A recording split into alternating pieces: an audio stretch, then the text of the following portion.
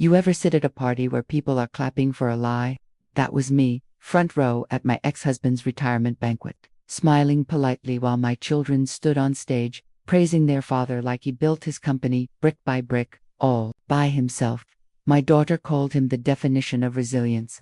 My son said he rebuilt everything from nothing and carried the family through hard times. And then, with a laugh, they thanked me for always being supportive. Even if you never really understood the business world, people chuckled. I smiled because they didn't know the truth. Not even my own kids. But then someone walked in. Someone who did know. And when he asked to speak, when he took the microphone, the man they were all clapping for suddenly stopped smiling. But to understand how we got to that moment, we need to go back 12 years. Before we continue, please leave a comment telling us where you're watching from, and subscribe to the Still Got It, True Stories channel. We're creating a community of incredible people who know that our best chapters can happen at any age. Now, back to the story. I'm 64 now. We divorced quietly 12 years ago, not the screaming kind of divorce you see in movies, but the exhausted kind, where two people simply run out of words for each other. I took nothing in the settlement. Greg kept the house, the company, the golf club membership. I kept my consulting firm and my spec. It seemed like a fair trade at the time. 6 months later, Greg called me at 11:30 on a Tuesday night. His voice sounded thin, strained, the way people sound when they've been staring at numbers that don't add up.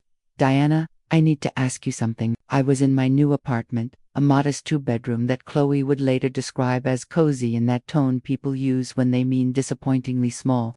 I'd been reviewing a contract for a manufacturing client, the kind of work Greg had always waved off as my little consulting thing. The company's in trouble, he said. Real trouble. Cash flow, supplier payments, payroll. It's all falling apart. I set down my reading glasses. 23 years of marriage. And this was the first time he'd ever asked my opinion about his business. What do you need? I need you not to tell the kids. They think I'm this successful businessman. Chloe's always talking about following in my footsteps. Mark asks my advice about everything. If they knew I'd stumbled. That's when I understood. He wasn't calling for business advice. He was calling for a cover-up. So, I gave him both. I spent the next 6 months restructuring his entire operation. I worked from my apartment, reviewing contracts at midnight, renegotiating supplier deals during my lunch breaks, creating payment schedules that would keep the lights on. My consulting business had been generating serious income for 15 years, while Greg struggled with basic cash flow. I'd quietly built a client base that included Fortune 500 companies. They paid me high five-figure fees to untangle messes their executives couldn't solve. But somehow, Greg never connected the woman who brought pot roast to Sunday dinner with the strategist who could restructure a failing operation. I used every penny of my reserves to pay off his debts. Not alone. A gift he never acknowledged. The hardest part wasn't the money. It was watching him rebuild his confidence by taking credit for solutions I'd designed. Watching him explain to Chloe how he'd innovated his way out of the crisis using strategies he couldn't have spelled 6 months earlier. Dad's amazing, Chloe told me over coffee one afternoon, her eyes bright with admiration. The way he turned everything around.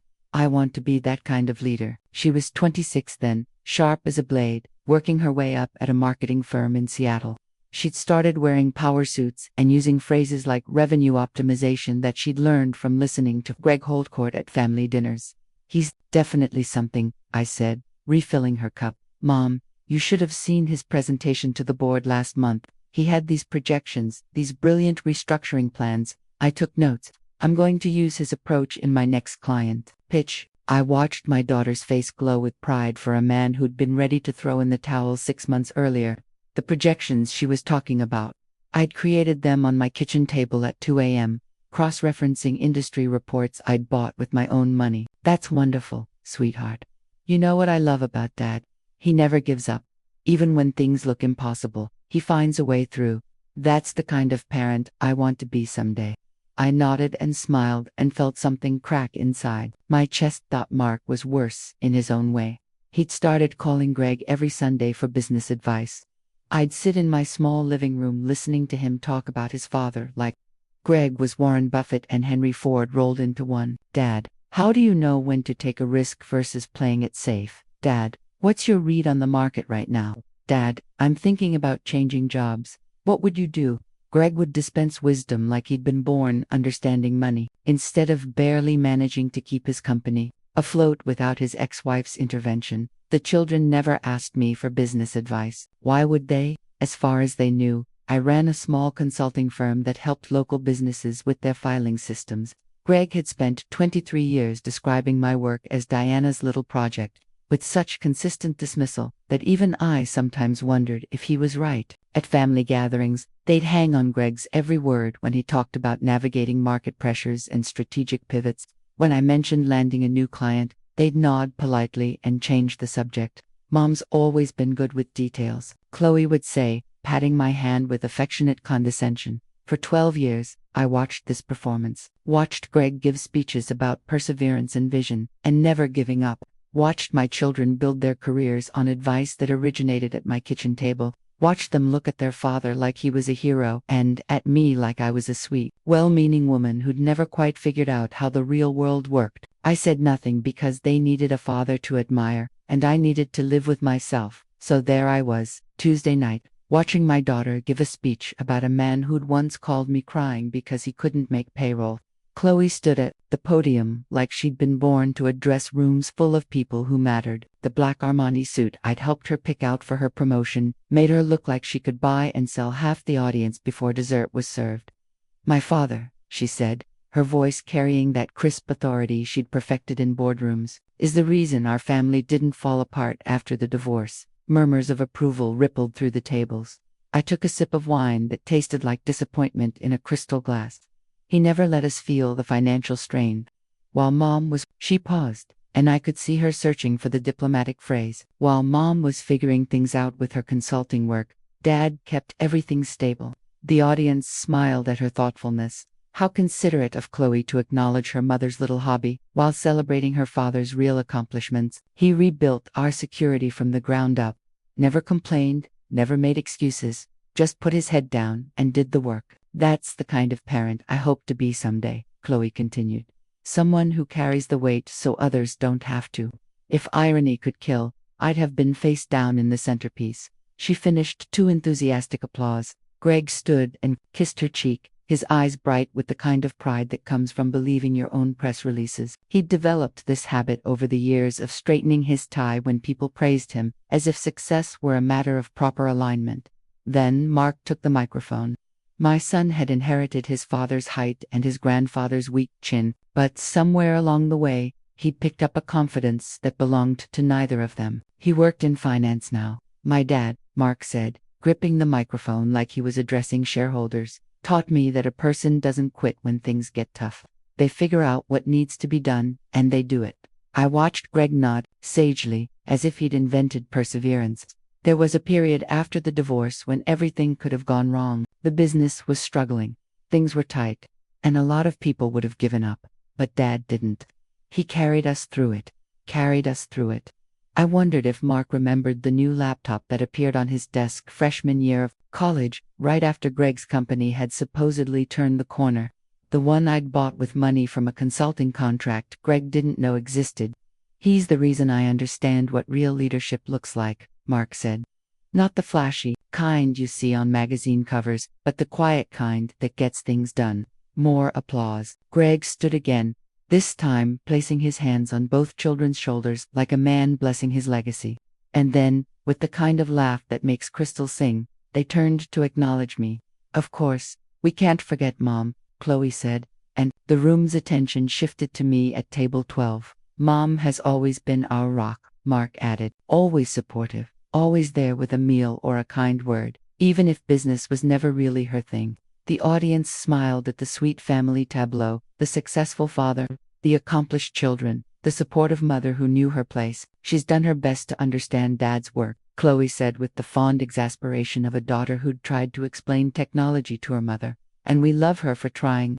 Polite laughter scattered across the room like spare change.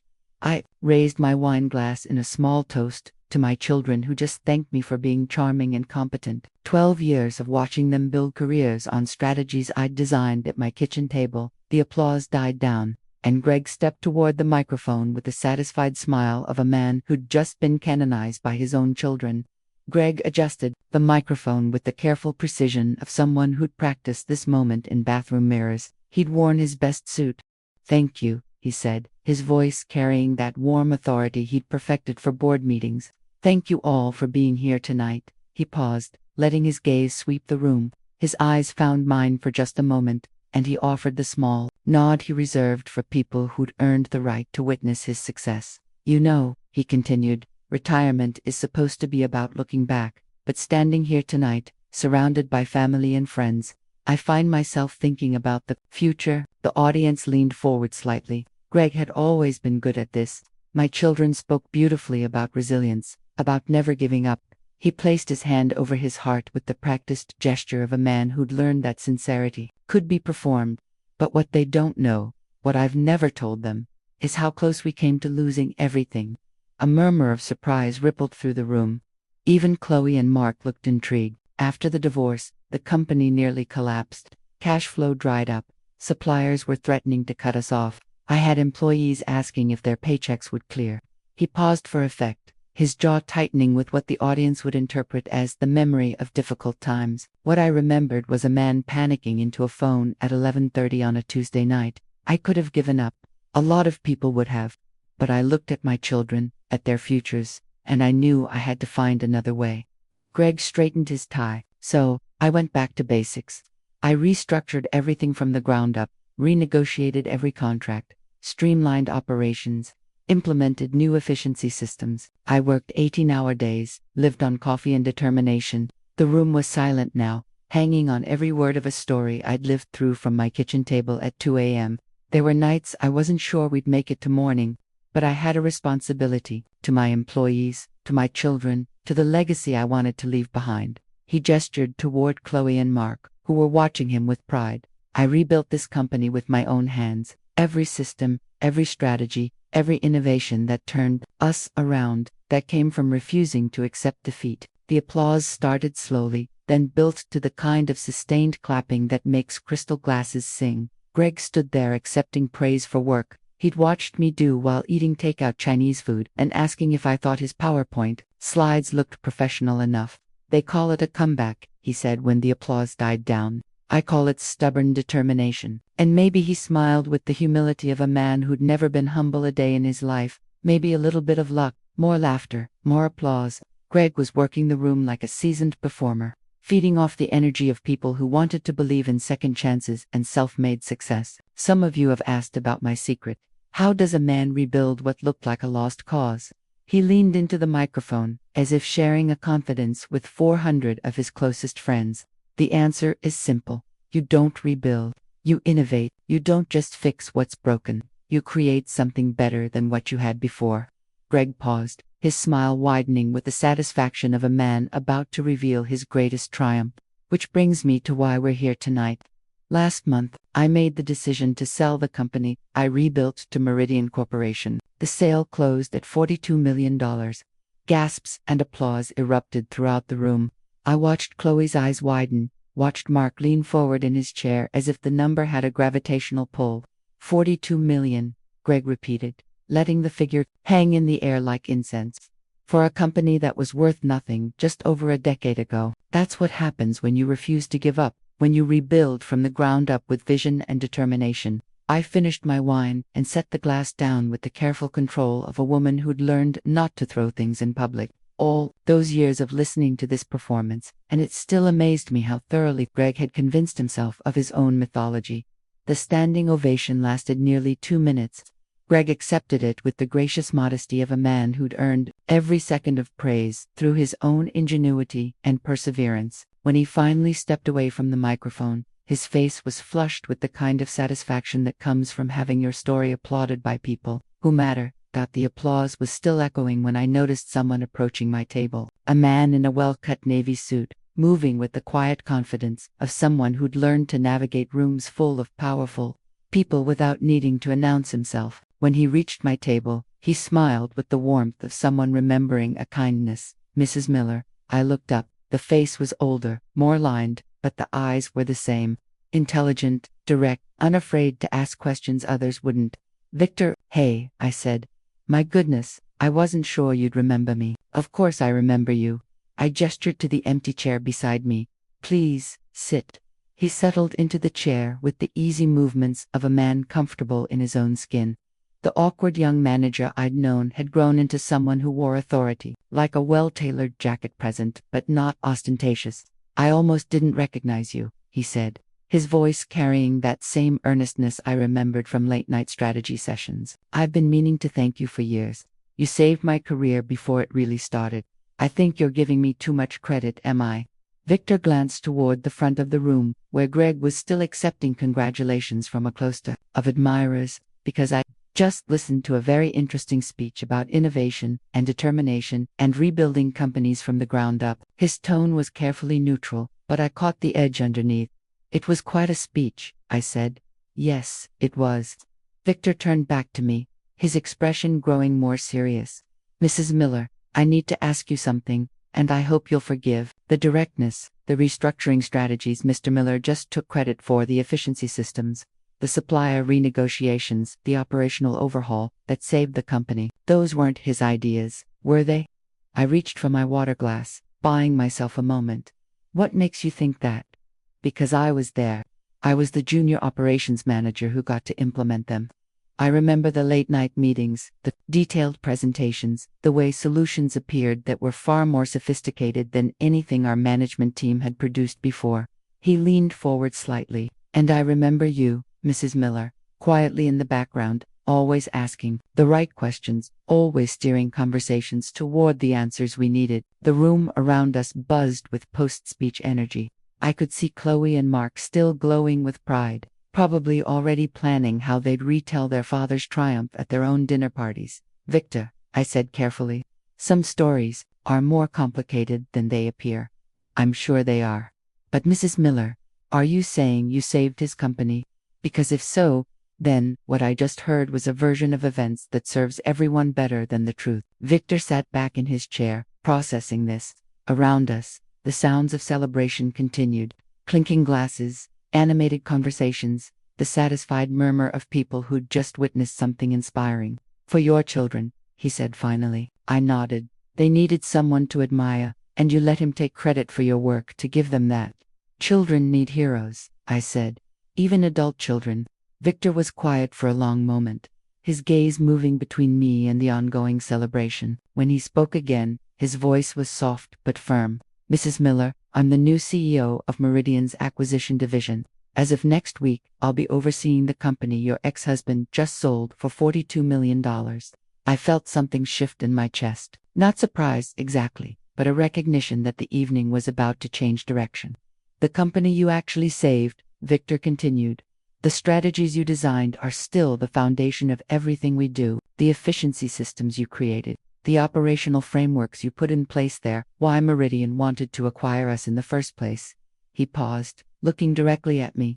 I've been in this business long enough to know the difference between vision and appropriation, and what I just heard was appropriation. The word hung between us like a challenge. Victor, I said quietly, what exactly are you suggesting? He glanced around the room, taking in the celebration, the proud children, the man at the center of it all, accepting praise for work he'd never done. I'm suggesting, he said, that some truths are too important to stay buried, even when the burial was an act of love. But Victor's words carried weight I wasn't prepared for, because as we sat there, surrounded by the celebration of a lie, he began to tell me everything he remembered. Mrs. Miller, Victor said, his voice growing more intense, I need you to understand something. I was there. I saw everything you did. He glanced around to make sure we couldn't be overheard, then leaned closer. I remember the night you showed up at the office with that cashier's check for First National. Harold Brennan called Mr. Miller the next morning, said someone had paid off the entire loan. Your ex-husband acted like he'd worked out some complicated refinancing deal.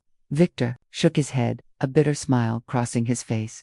I was working late that Tuesday when you came in with your laptop. You said you were there to help with restructuring, but Mrs. Miller, you weren't helping, you were running the entire operation. His voice dropped lower, more urgent. You remember that Peterson contract, the one that saved us from losing our biggest supplier. I watched you draft those terms, 6 hours you spent on that negotiation strategy, explaining to me how to calculate payment schedules and why the 5% discount would actually save the company money in the long run.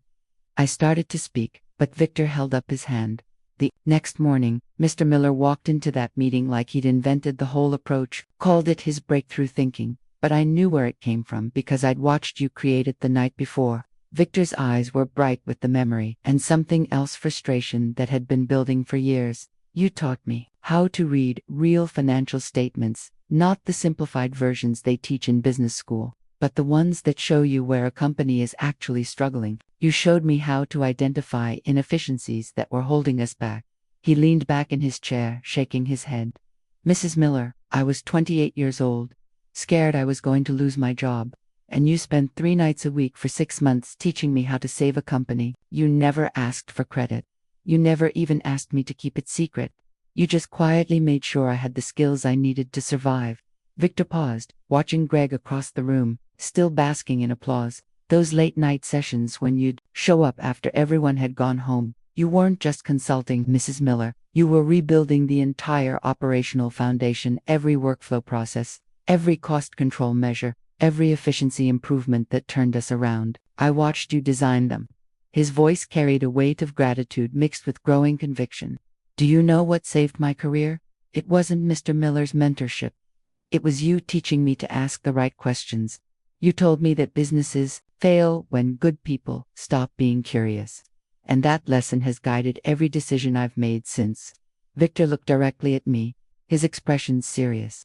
Mrs. Miller, when Meridian evaluated the company for acquisition, do you know what impressed them most? The operational systems, the efficiency protocols, the supply chain management processes, everything you built. While he took credit for your work, he gestured toward Greg, who was now surrounded by a small crowd of admirers. That man just told 400 people that he innovated his way to a $42 million sale. But Mrs. Miller, you're the one who created every innovation that made this company worth buying. The weight of his words settled between us. Around us, the celebration continued, but I felt something shifting in the evening's rhythm. Victor, I said quietly, what are you thinking? He was quiet for a long moment, his gaze moving between me and the ongoing celebration. When he spoke again, his voice carried a resolve I hadn't heard before.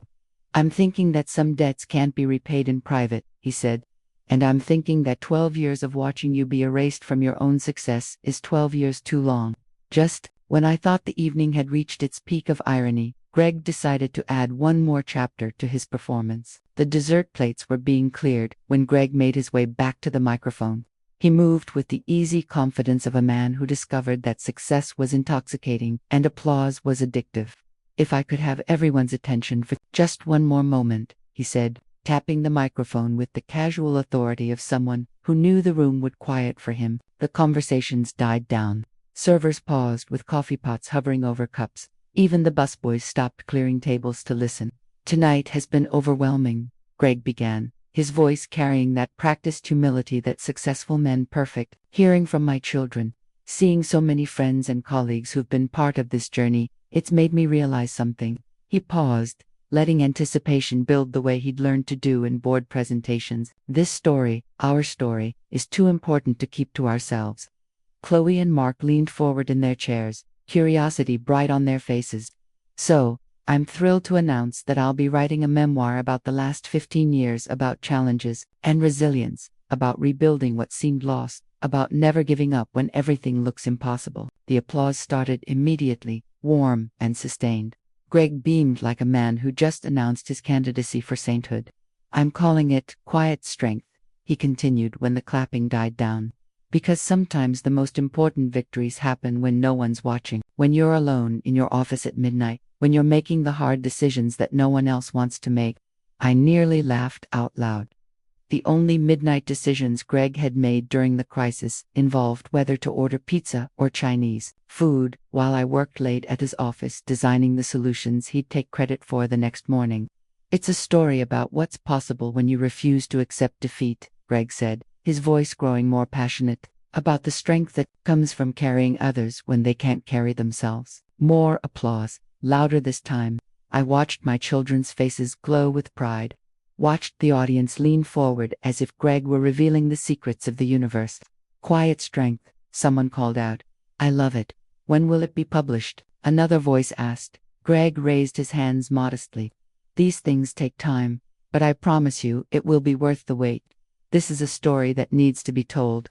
The crowd erupted again. People were already pulling out their phones, probably posting about being present for the announcement of what would surely be a successful memoir. I glanced at Victor, who had gone very still beside me. His jaw was set in a way that reminded me of a man making calculations, not financial ones, but ethical ones. Mrs. Miller, he said quietly, his voice barely audible over the continued applause. Did you hear what he just called it? Quiet strength, I said. Quite a title. Quite a fiction, Victor replied. And I could hear something hardening in his voice dots as Greg basked in congratulations and fielded questions about publication timelines. Victor stood up from our table. He moved with the purposeful stride of a man who'd finished weighing options and chosen action. I watched him approach the event coordinator, an efficient woman in her 40s, who'd been managing the evening's logistics with military precision. Victor spoke to her briefly, gesturing toward the microphone with quiet authority. The coordinator nodded, made a note on her clipboard, and glanced toward the stage where Greg was still holding court. Victor returned to our table, his expression composed but determined. What did you just do? I asked. I requested 2 minutes, at the microphone, he said simply. Before the evening concludes. My stomach tightened. Victor, Mrs. Miller, he said, his voice gentle but firm. Some stories are too important to let become mythology, even when the mythology serves people we love. I looked across the room at Chloe and Mark, still glowing with pride at their father's announcement. They were already imagining how they'd tell their friends, their colleagues, their own future children, about the book their father was writing. Victor, I said quietly, some gifts are meant to stay wrapped. No, Victor said, settling back into his chair. They deserve to know who you really are. And Mrs. Miller, that's a gift you've been denying them for far too long. The evening was far from over, and Greg, it seemed, had one more performance left in him. I was finishing my coffee when Greg appeared beside our table, his face flushed with triumph. Diana, he said, his voice carrying that false warmth he used when he wanted something. Could I have a word? Victor started to stand, but I touched his arm gently. It's fine, I said. Greg gestured toward a quieter corner of the ballroom, away from the clusters of people still discussing his memoir announcement. We walked past tables of half-empty wine glasses and crumpled napkins, the remnants of celebration. When we were out of earshot, Greg's expression shifted to something more familiar, the patronizing concern he'd perfected during our marriage. I hope you're not planning to say anything awkward tonight, he said, straightening his cufflinks with the nervous precision of a man who wasn't as confident as he appeared. Awkward, I kept my voice neutral. You know what I mean. You've always been the quiet one, Diana. Please don't make this about you. The audacity was breathtaking, even for Greg. The man who'd built his fortune on my work was asking me not to make his celebration about me. I won't say a word, I said. Relief flickered across his face. Good. I know this might be difficult for you to hear all this talk about success and rebuilding, but you have to understand, this is my night. I understand perfectly. Greg studied my face, searching for signs of rebellion or resentment. Finding none, he relaxed slightly. The memoir is going to be big, Diana. Publishers are already interested. This could really cement my legacy speaking engagements, consulting opportunities. Chloe's already talking about writing the foreword. Of course, Chloe would want to be part of her father's inspiring story, to add her own voice to the myth we'd all helped create. That's wonderful, I said. You could even have a small mention, Greg continued, his tone magnanimous. The supportive ex-wife who stood by during difficult times. Publishers love that kind of detail. Shows character. I nodded, marveling at his ability to reduce my role to a footnote in my own story. Greg, I said quietly, I think your guests are waiting. He glanced back toward the party where people were still clustered around tables, probably discussing the profound wisdom they'd witnessed tonight. Right, just remember what I said. This is important for all of us. He walked away with satisfied confidence, rejoining a group near the bar where he immediately became the center of attention, again the celebrated author to be holding court. When I returned to our table, Victor was waiting with an expression I couldn't quite read. Let me guess, he said. He asked you to keep quiet. Something like that. And you told him you would. I did. Victor smiled, not with humor, but with the grim satisfaction of someone who just had his suspicions confirmed. Mrs. Miller, do you know what I learned in business school? The difference between a contract and a promise? A contract binds you to terms you've agreed to. A promise, he paused, watching Greg accept another round of congratulations. A promise only matters when both parties honor it. Across the room, I could see the event coordinator, checking her notes, glancing toward the microphone setup. The evening was winding down, but it wasn't over yet. Victra said, "Whatever you're planning to do, I'm planning to tell the truth," he said simply. "The question is whether you're ready to hear it told." The event coordinator approached the microphone as the waitstaff finished clearing the last of the dessert plates. She tapped it gently, and the room began to quiet. "Ladies and gentlemen, before we conclude this wonderful evening, we have one more speaker. Please welcome Victor Hale, CEO of Miller Industries." A ripple of interest moved through the crowd. Victor stood, buttoned his jacket, and walked to the front with unhurried steps. Greg looked puzzled but pleased, probably assuming this was another tribute to his success. Chloe and Mark straightened in their chairs, curious about what the new CEO might say about their father's company. Victor reached the microphone and paused, scanning the room with calm authority. When he spoke, his voice was clear and measured. "Thank you. I'll be brief because I know it's been a long evening and you're all eager to get home." Polite chuckles from the audience. "I wanted to share something personal before we wrap up. You see, I've been with this company for 12 years. I started as a junior operations manager, and I've had the privilege of watching it grow into something truly remarkable." Greg nodded approvingly from his table, probably thinking this was going to be another speech about his visionary leadership. "But I also had the privilege of witnessing something else," Victor continued, "something that I think deserves recognition tonight." Victor's gaze found mine across the room. In 2012, this company was facing significant challenges. The leadership team was in crisis mode. Suppliers were threatening to cut us off. Employees were worried about their jobs. The room was completely silent now. Even the servers had stopped moving, and that's when someone stepped in to save us. Someone who worked 18-hour days, redesigning our entire operational structure. Someone who personally guaranteed supplier contracts. Someone who taught our management team how to actually read financial statements and negotiate like professionals. Greg's expression was shifting from confusion to something approaching alarm. The efficiency systems that made this company valuable enough for Meridian to acquire the cost controls that turned us profitable. The workflow processes that impressed our new corporate owners, they didn't come from the executive suite. Victor paused, letting that sink in. They came from Diana Miller. The silence in the room was deafening. I could feel hundreds of eyes turning toward me, but I kept my gaze fixed on Victor. Mrs. Miller didn't just consult on our turnaround. She funded it, she designed it, she implemented it. While working for no credit and asking for no recognition, she rebuilt this company from the ground up. Greg was pale now, his mouth slightly open, as if he'd forgotten how to close it. "I know this because I was there. I was the junior manager she taught how to calculate payment schedules and identify operational inefficiencies. I was in those late-night strategy sessions where she created the solutions that would save our jobs." Victor's voice grew stronger, more passionate. "For 12 years, I've watched Mrs. Miller's work be credited to others. I've watched her innovations be celebrated as someone else's genius. And tonight I've listened to plans for a memoir about quiet strength that will immortalize achievements that were never the author's to claim." The room was so quiet I could hear my own heartbeat. Diana Miller didn't just save a company. She saved careers, livelihoods, families. She did it without fanfare, without credit, without even asking to be remembered. Victor looked directly at Greg, then back at the audience. "But some people deserve to be remembered. Some contributions are too important to erase, and some truths are too significant to stay buried." He stepped back from the microphone, and for a moment the room remained frozen in stunned silence. Then slowly someone began to clap. Then another person. Within seconds the applause was building, growing louder and more sustained than any Greg had received all evening. I sat perfectly still, watching my children's faces as they processed what they'd just heard.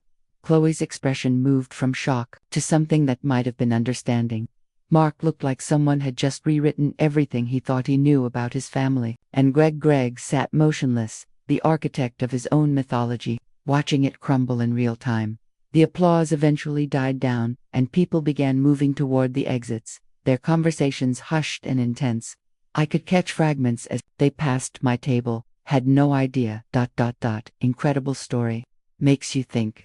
Chloe and Mark approached slowly, their faces carrying expressions I hadn't seen since they were children caught in complicated feelings they didn't have words for yet. Chloe reached me first. She'd taken off her heels and was holding them in one hand, making her seem younger, more vulnerable. "Mom," she said, and her voice cracked slightly on the word. "Why didn't you ever tell us?" I looked at my daughter, successful, accomplished, proud, and saw the girl who used to ask me to check under her bed for monsters, because you were building your lives, I said simply. And I wanted those lives to have a foundation you could be proud of. Mark sank into the chair Victor had vacated. "We honored the wrong parent," he said quietly. "All these years we've been celebrating him, and treating you like what? Like you were just along for the ride." His hands were shaking slightly. "Mom, I'm so sorry." Chloe sat down heavily beside him. "The advice I've been giving at work, the strategies I thought Dad taught me, those were yours." "Some of them," I said. She put her head in her hands. "I've been building my career on your ideas, while talking about you like you didn't understand business." I looked at Chloe steadily. "You took my strategies and made them your own. That's going to take some getting used to." "But we were so condescending," Mark said. "So patronizing. We treated you like you needed our patience instead of our respect." Before I could respond, Victor appeared beside our table. He'd loosened his tie and looked like someone who'd just finished a job he'd been carrying for years. "I hope I haven't caused too much family disruption," he said. Chloe looked up at him with red-rimmed eyes. "You told the truth. That's not disruption, that's correction." Victor smiled. "Your mother saved my career when I was young and scared.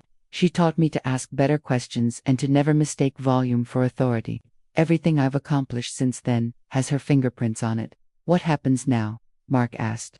Victor glanced around the nearly empty ballroom. "Now, I go back to running a company built on your mother's innovations, and if she's willing, I'd like to bring her on as senior strategic consultant. We're expanding, and frankly, I could use someone who knows how to fix what others can't even see is broken." I felt something shift inside me. Not quite surprise, but recognition, like a door I'd forgotten existed, had just swung open. "That's a generous offer," I said. "It's a selfish one," Victor replied. "You'd be doing me the favor." Chloe wiped her eyes with the back of her hand. "Mom, when you take that job, because you're going to take it, right? I want to learn from you. Really learn. Not the version where I pretend to listen while thinking about other things." "I'd like that," I said. Mark stood up and walked around the table to where I was sitting. "Can I hug you?"